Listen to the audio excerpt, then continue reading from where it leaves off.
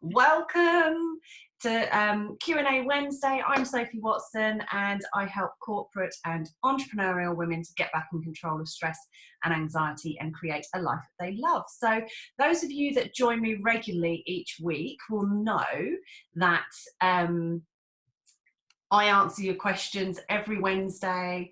We have a good chat, and normally it's just me helping you guys out, but today I have the lovely Tracey with me, who's going to be talking to you all about career change and about her business and how she actually helps people to do that. So guys, if you are watching, then please do just oh god, hang on a minute. I answer your question. Technical issues again. If you're watching, just say hello, comment down below, let me know that you're here. And if you have any questions while we're chatting away, then please do ask them. We are 20 seconds in front of you guys, so there will be a little bit catch up to go on. So first of all, I'm just going to say hello to a couple of people. So we have Charlie's joining us. Hi Charlie. And also the lovely Tracey as well. So welcome guys. Thank you for joining us. And I'm going to introduce you now to the lovely Tracey. So Tracey, over to me. Over to you. Tell us a little bit about what it is that you do and what your business is all about. Okay, so I've been working in law for the best part of 30 years now. And I've worked in both UK and US practices as an ops director. So I was running the law firms, dealing with everything from the HR to the IT to the marketing to everything that was about running the business. And during that, I used coaching. For sort of 15 years ago, I did my first coaching course, and I've used coaching to help sort of develop my own managers, my own teams, and help them develop and perform. So then 3 years ago, I decided that my long-term goal was to actually qualify as an executive coach and have my own practice. So I did what is the equivalent of a master's, which is ILM level 7 in executive coaching and mentoring, and started my own business and really sort of kicked off properly in February this year. And I work with people at all levels, but my sort of main focus are on HR, IT, and sort of mid to senior managers. But I've also working with quite junior, like paralegals and some HR assistants. And I've worked with CIOs and directors and partners in law firms. So amazing. Wide variety. So I'm just going to quickly say hi to Amy and Angela, who have joined us as well.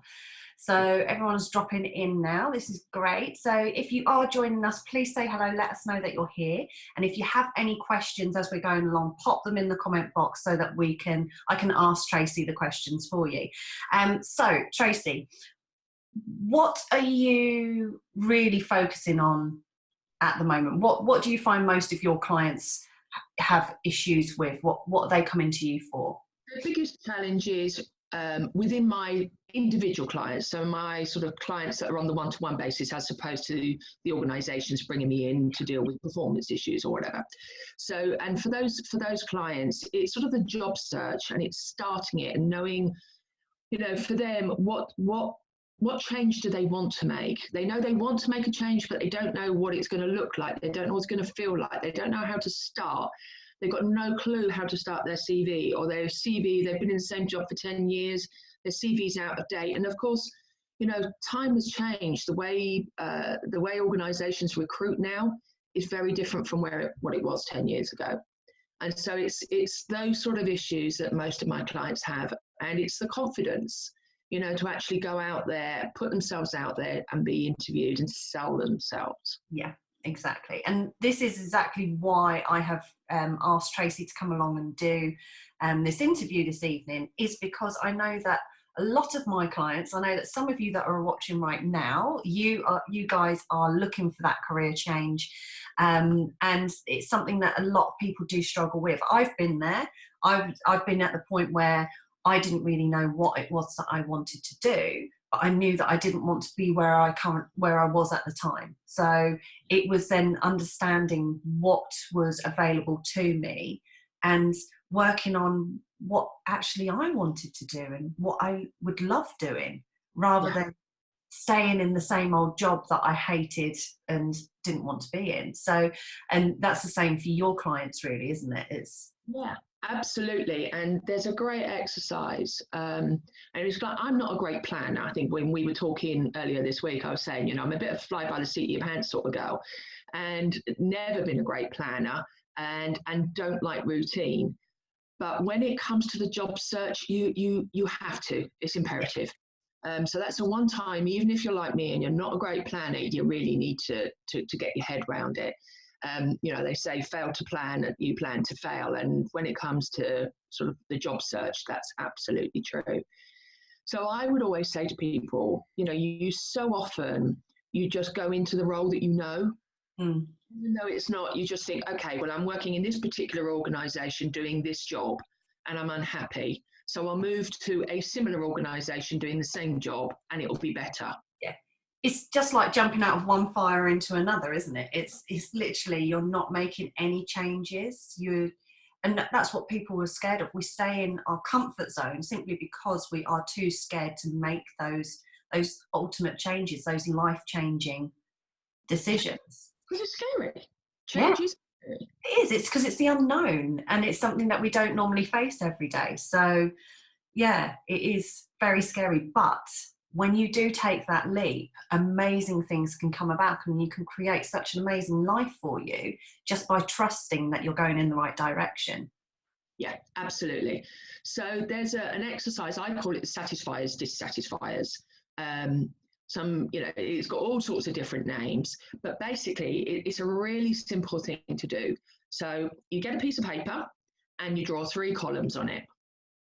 And on one side, the first column, you write down each organization you've worked at.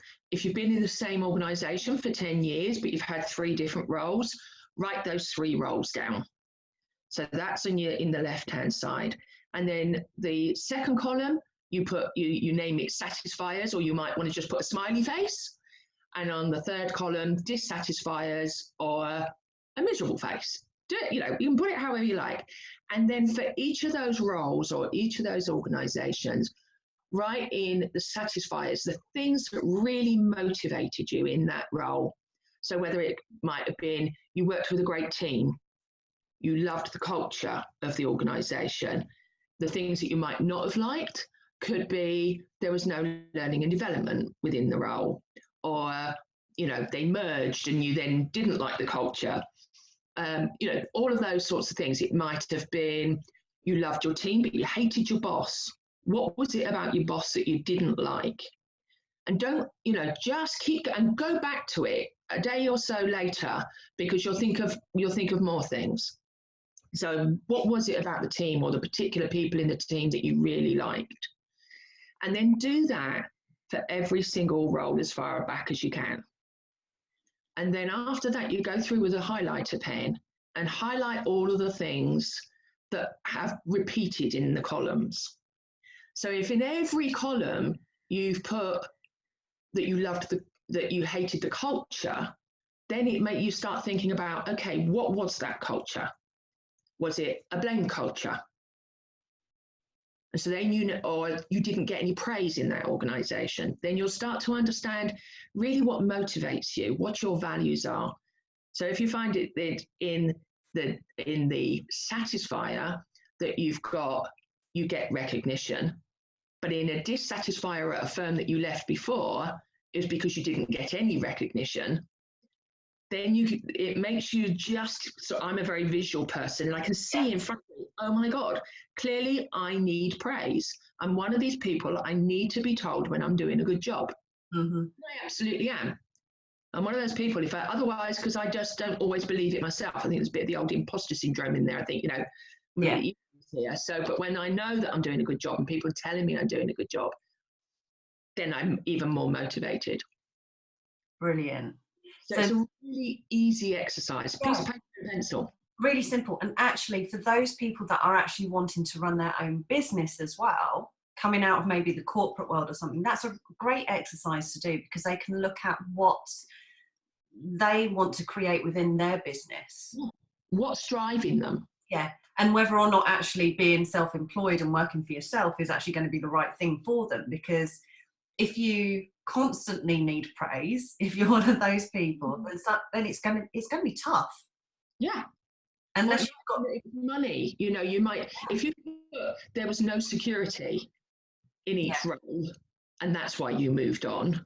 Well, then working for yourself, there is no security. Yeah, you've got to create that. Yeah.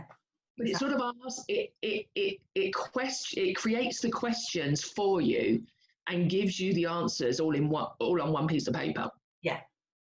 And also look at the relationships that you had in those roles. And as I sort of mentioned earlier, it's like the people, the team, or your boss. What did you like? What did you dislike? So that then when you're looking for a new role, it sort of helps you form some of the questions that you'll ask the recruiter. Yeah. Because you don't want to, people leave people. Most of us, we leave a job not because of the organization itself or because of the tasks that we're doing. Actually, invariably, it's something to do with people. Yeah, exactly. So, and actually that was one of the big reasons I left my previous job, by the way, because my boss would have got murdered. He would have ended up underneath a patio somewhere, seriously. Brilliant. So guys, we've got Alice who's joined us. Hi Alice. Louise has joined us as well. Nicola, hi guys.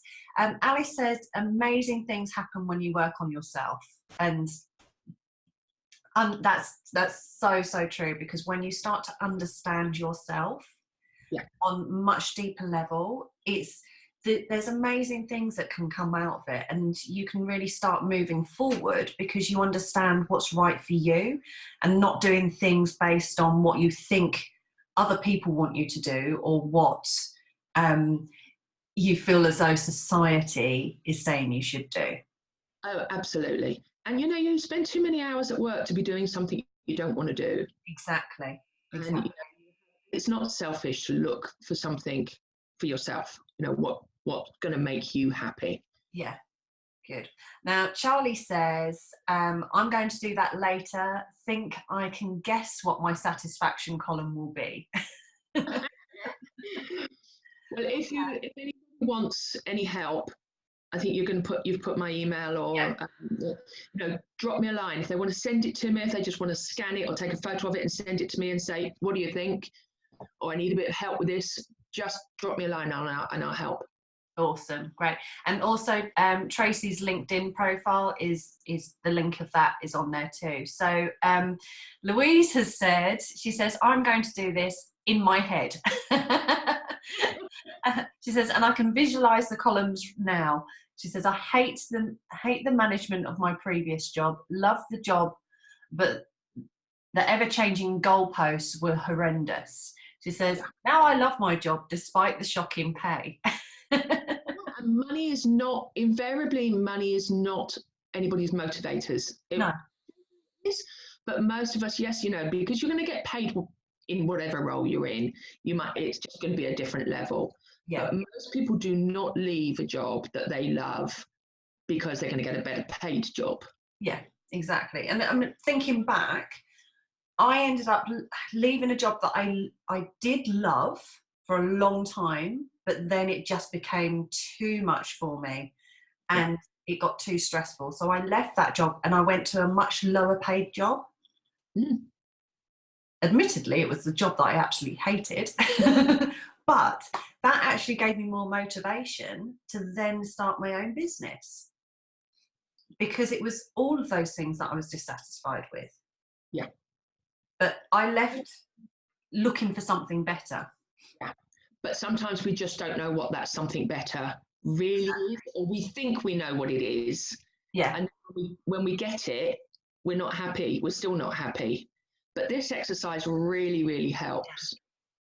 And I suppose the other thing I would say is, then if you are then going to go out to market, is there's two statements you really need to prepare and understand. And those are your positioning statement. And so if you're out networking, it's what, a lot of networkers call your elevator pitch. It's your 2-minute 2-3 minutes pitching about who you are and what you are. And, you know, as business owners, we have to do it all the time. Yeah. This is really important on your CV, this positioning statement. And it's very it gives a very clear image to the reader at the point that they open up your CV or your covering letter, if you're putting it in there, as to who you are. And it has to capture their imagination and their desire to continue reading, because within the first 30 seconds, if you haven't got their attention, they're going to put your CV down. And that's exactly the same with websites, anything. That 30 seconds is so, so important, because people just go, no, whatever, I'm done with this. I'm exactly the same. If I go onto a website and I don't like the look of it, I'm gone. I'm not hanging about wasting my time looking at that. So, okay. So Alice says, I love doing what makes me happy, thanks to Sophie. I love working with you, Alice. And Angela says, great advice. So, guys, we would love to hear your questions. If you have any questions for Tracey about changing your career or your CV, just put the questions in the comment box, and I will ask Tracey those questions for you right now. So get your questions in. Again, if you've got any other questions about really deciding like how to make decisions as well, put those questions in, because I can show you some techniques right now in which we can do to really help you make decisions. So get those questions going. Tracey, any other words of advice that you can think of at the moment? So on that positioning statement, make sure that you've got your expertise in there. Mm-hmm. So that's actually saying, I mean, I always say to people, I had a lady that I worked with for a long time, and she was an IT trainer, and her title was senior IT trainer. But actually, she was a manager. It's just that she'd never been given that title, but she managed projects, she managed rollouts of the technology, she managed junior people. So she was a manager, but just didn't have the title. So when I say about sort of your expertise, make sure that you put in there the sort of skills and the competencies that you've got and your capabilities, because your title might not say that. Yeah. And really important if you're changing industries, because titles can be different depending on the organizations. So if you're working in education, you might be the dean of the college. If you're in a law firm, you'll be a partner. If you're in another organization, you might be the executive director. And for most of us, those titles really don't tell us what they do. Yeah. So make sure that it's really very, very clear on, you know, what your expertise is. Quick summary, just a line or two of industries that you've worked in, especially if it's relevant to where you're applying. Oh, Tracey, are you still there? I seem to have lost you. Come back. We seem to have lost Tracey for the minute, so hopefully she'll be back with us in a mo. Let's see if that happens. So in the meantime, I'm just going to quickly read your questions, and then hopefully Tracey will be back on with us in a minute. So Charlie's saying, I'm finding it quite hard to change my CV to make it appealing, as I'm completely changing from finance to beauty. How much really needs to be on the CV? Okay, so hopefully Tracey will be back on any second, and we can ask her that question. So let's see. I know you guys are a little bit behind, and hopefully Tracey will be back on any minute. So has anyone else got any other questions for when Tracey comes back on for us to go through? Let me know, pop them in the comments box, and hopefully she'll be back in a minute.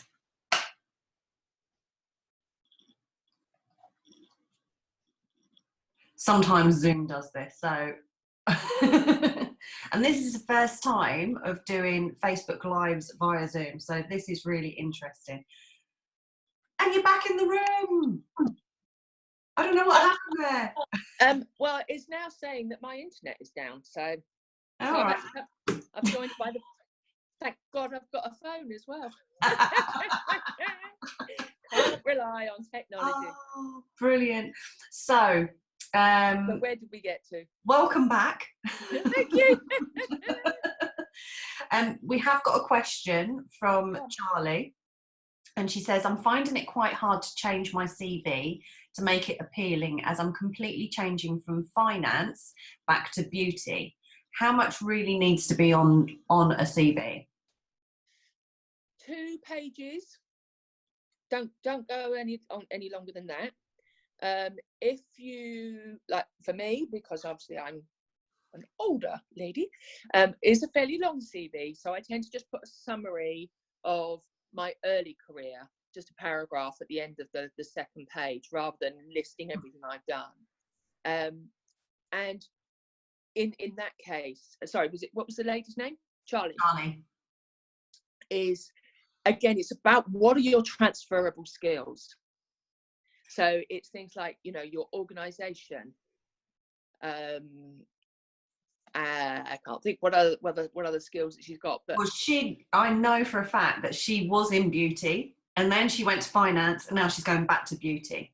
Yeah. So in that case, is really focus on the best thing to do is drop me an email, Charlie, and I can have a look at your CV, and I can send you some templates. But rather than doing it in a chronological order, is you do a skills CV as opposed to a list of all of your jobs. So you start off with a paragraph at the top with bullet points of all of the skills that are relevant to beauty.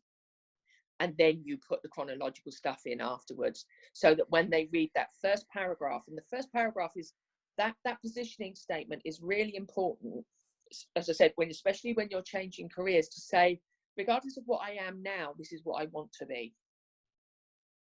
So I'm planning to go back to beauty because, and then show all of the skills that you've got and that you had when you were in beauty before. Brilliant. Thank you so much. So, okay. I was just thinking, there are some, because I know that you work with people that are wanting to sort of like switch, maybe not completely change their career, but people that want to sort of like get promoted and whatever else. What's your advice for them, especially sort of like if they're wanting to shifting up to the next level, but they keep getting missed for promotion? What would you advise them to do? Is understand your worth, really sort of delve down and look at your skills and look at your strengths. A lot of people don't really know what their strengths are, not when it comes to their work. I will happily, anybody that's in your group, in this group, there's a strengths exercise I do. It's a psychometrics, capability and competencies. Now, the third party provider charge me £40 plus VAT to download the report. I'd send them the link. They do the assessment, takes about 15 minutes to do it.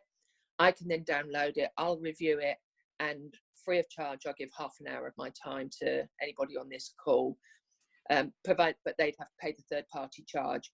But you get, I think it's 20 pages, and it really delves down into your strengths and looks at how you can develop those strengths further. So rather than worrying about what we're not good at, let's take what we are brilliant at and make ourselves phenomenal at it. Yeah. Amplify. Play to your strengths. Yeah. And actually, you know, as I say, know your worth, know what your non-negotiables are. So, you know, if on salary, if you know that this is the bottom line, be prepared to walk away at that point. And that is scary, because a lot of people think, oh my God, I won't get a job at all. But, you know, yes, there's a level of compromise, but know what where you won't compromise on. And I went for promotion a good few years ago now. I was working in a law firm and I wanted to go for a job as a practice manager in the litigation department. And I didn't get the job and HR said it was because I didn't understand client billing. Well, I'd never done it before. It didn't mean to say I couldn't do it. It's just, I didn't understand it because I'd never done it. You know, 3 years later, I ended up running a law firm and being in charge of the accounts function. So it's just understanding what you can do, how quick you learn, and being able to give that sort of clearly on your CV as to what your capabilities are and what you're capable of going forward. It's not necessarily what you do and what you've done in your current role, but it's what you're capable of doing in the future. And that's where that strengths exercise really comes into its own. And that will help within appraisals as well. Oh my God, yes. It's just going to help you sort of like just to amplify what you do and showing those people that are doing the appraisal with you exactly where you want to go and what you want to learn and who you want to become. Yeah. And I think that's it. And I've done that quite a lot with people that have either going for promotion. I did it with a young marketing. She was a marketing manager and she had been turned down for the director's role twice. And so I coached her for 4 months and she really understood her worth at that point and understood her strengths. And we did some coaching around how to deliver that because it's people get worried about sort of coming across as arrogant.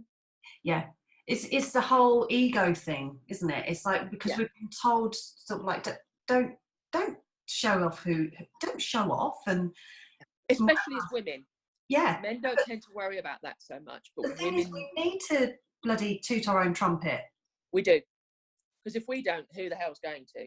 Yeah, exactly. So you know, it's really don't be modest. You know, tell them I'm good at this and you'd be damn lucky to have me. Exactly. Good. So Charlie says thank you, and Alice says great advice, Tracey, thanks. So guys, if you have any other questions while we're sort of like, we're going to wrap up soon, so pop your questions in the comment box, let us know. The thing is, especially if you are wanting to make big changes right now, and especially if your career is one of those things, then do get in contact with Tracey, because she's amazing at helping you to really understand where you're going, where you want to go, and getting that clarity.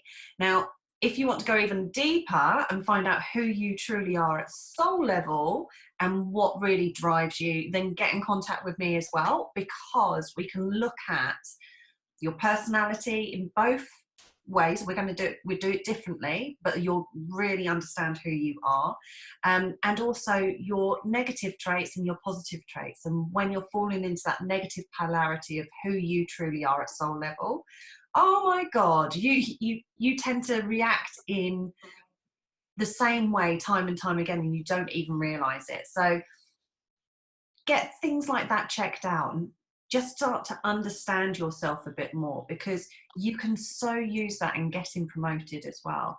It's the more you know about yourself, the more you can amplify yourself, if that makes sense. Yeah, absolutely. I couldn't agree more. Good. So let's see. I haven't got any other questions coming through. So Tracey, anything else that you want to share with us before we finish the call?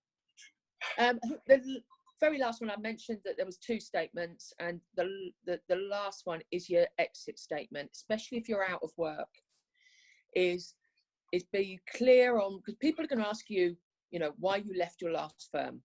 Now, if you were made redundant, or you know, you didn't get on with your boss. Yeah, I was going to say, you don't want to say you murdered your boss. No, that he's under the patio. You really don't want to say that, because they probably won't employ you.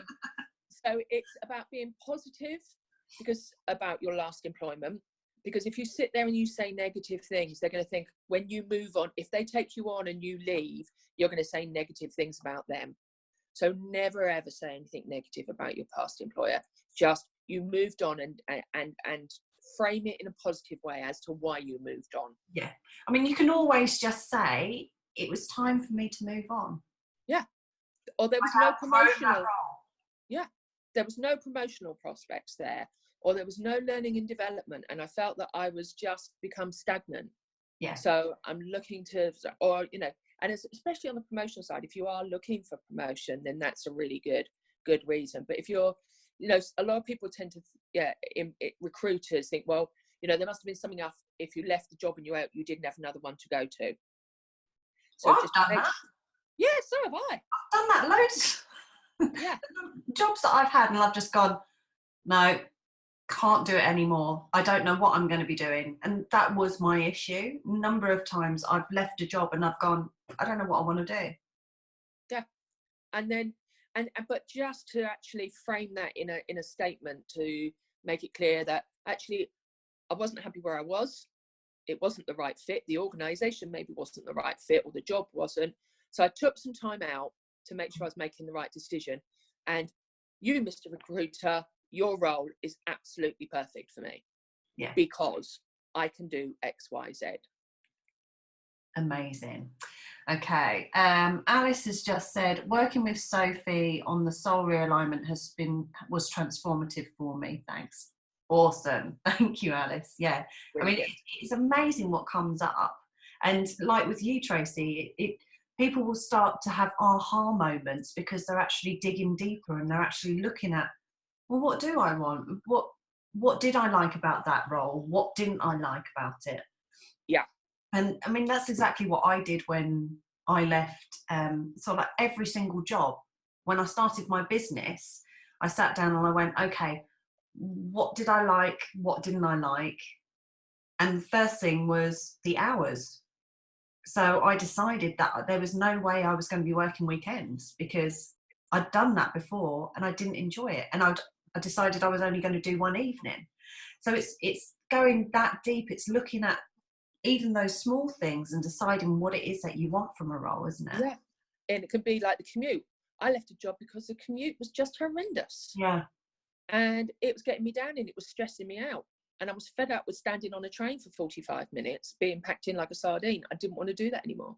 Yeah. For that, you know, I didn't want to be getting on the tube. So it can be all sorts of reasons that we leave our jobs.